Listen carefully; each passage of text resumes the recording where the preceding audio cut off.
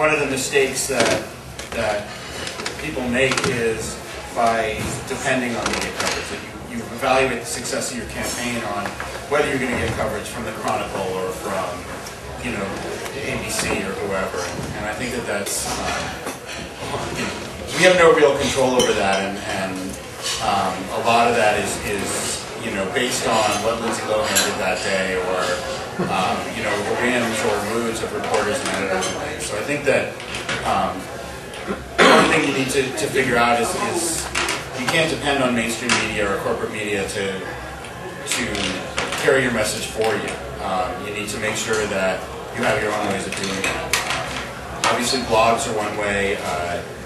You know, there's starting to be a lot of alternative media streams, and I think that the challenge for most organizations is to figure out how to, you know, essentially self-publish coverage, but to get that somewhere where, you know, even a small, like a local blog will pick it up, or, you know, as you move to bigger organizations, I think you can get a case where it snowballs, where, you know, somebody from a national magazine reads a post on a local blog or a local paper, and your local cause can suddenly be, you know, reach nationwide or even occasionally worldwide.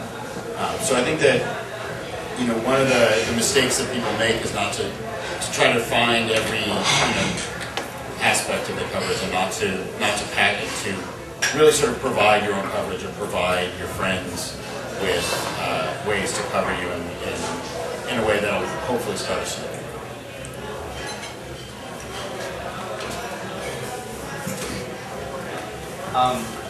This question. Mistakes that the journalists have made in Okay.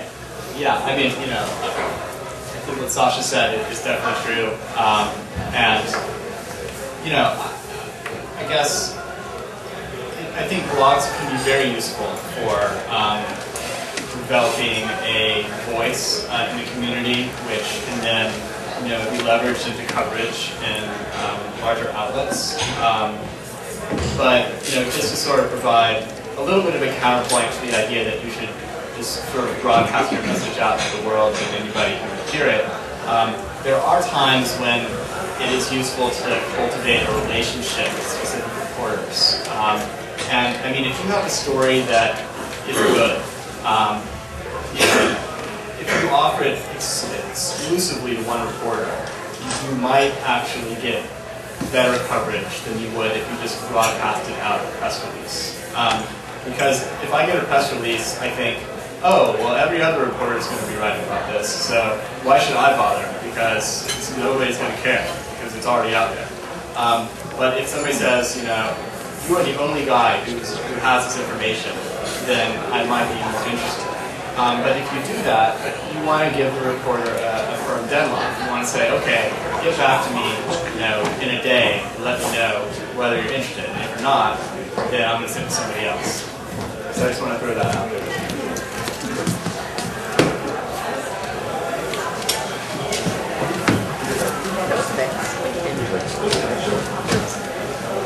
We thought we'd say a few things about some of the very, very nuts and bolts practical things we've done. And I guess our issue was of worldwide interest, and there wasn't exactly a problem trying to get somebody to want to cover it.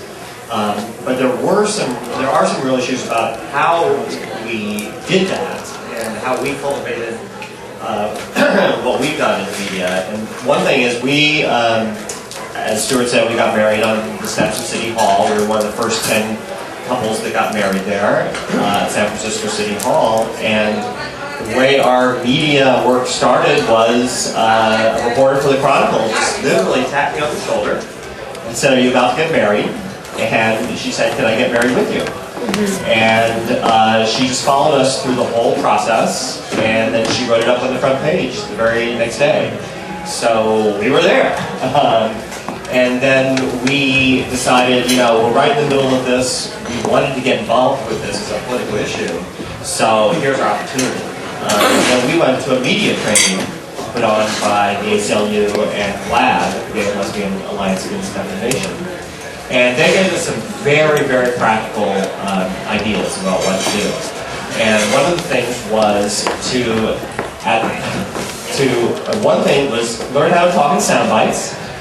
And I had just come from a Buddhist meditation retreat, and we had practiced heartfelt, full communication in the deepest level, and I thought, I'm going to talk in sound bites? You've got to be kidding.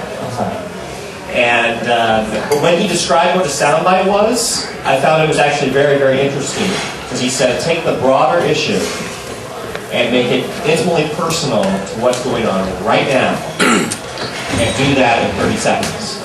And I actually found that a very interesting challenge of how can I take this possibly complicated issue and make it very immediate and real to me and how I'm feeling right now. And then at the same time as you're offering these sound bites to the reporters, because you have to remember on television and radio, they're going to only probably use 30 seconds of what you say. And so you have to be able to think in terms of 30 seconds has to be good as a digestible thing that someone can understand something from it. But at the same time as you're talking like that, you also are constantly educating the reporter. So the reporter, and again, often in a television or radio context, it's done a different story the day before, it's going to do a different story the next day, and has a very short time to actually put that story together. So we are constantly telling the reporter what the full story is, our perspective on it, history of it, educating them about all that sort of thing. And even though none of that might make it out of your mouth onto the television screen, we've often found that what we've actually explained to the person is what's really going on, that is what her narrative is for the rest of the story. And we found that very gratifying, because that's equally important to whatever you might get on your face value. And, I think another thing, just in terms of the street fighting, is just to say, we don't leave home without a press kit. So we actually carry, whenever, there's sort of a news event going on, we actually carry a copy of our marriage license from San Francisco City Hall, a picture from our wedding day, and a picture of my parents, who are an interracial couple, who used to face barriers to their getting married legally. And a host of documents, like from the lawsuit before the California Supreme Court, for example, so that we're always prepared.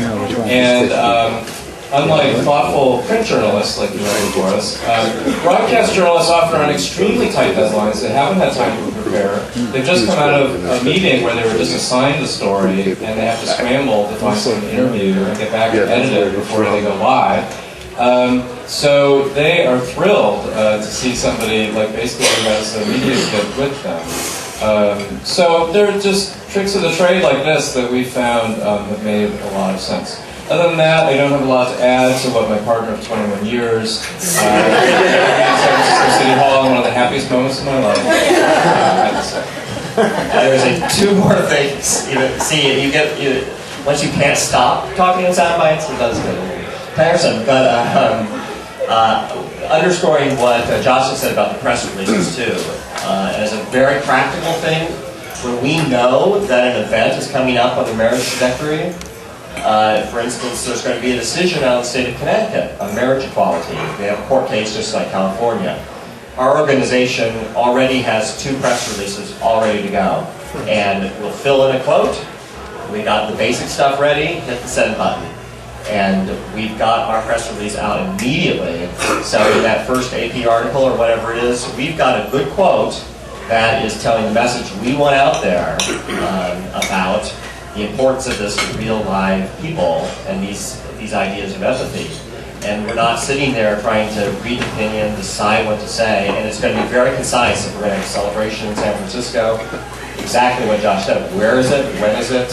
Or that sort of thing. And again, we're doing more of this immediate, quick exposure sort of stuff. The other thing that was just amazing, and again underscores some of what Josh was saying too, was at the media training they said, if you're ever interviewed, get a card from the reporter and get their email, send them a thank you note as soon as it's run. And if they do something really weird, give them some feedback. But then say, and if you ever need somebody for a story, give me a call. Have the cell phone there. And what we've done over time is just, we've done that every single time, and we've amassed this huge list of folks, and not only do we wait for them to call on a story, but we send them updates. We educate them with messages about what's going on and our perspective on it, of course. So.